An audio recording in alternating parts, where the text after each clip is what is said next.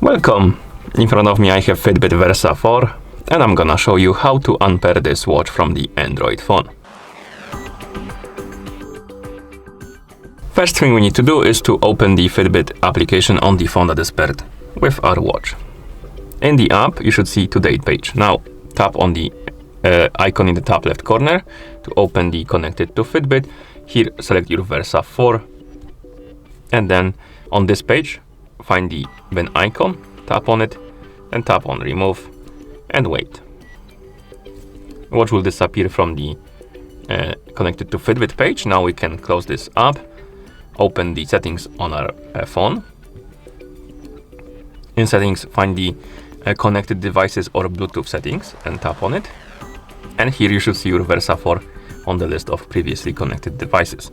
Tap on the settings icon, tap on forget and tap on forget device. And then you can close the settings. And that's how you unpair this watch from the Android phone. Thank you for watching. If you found this video helpful, please consider subscribing to our channel and leaving a like on the video.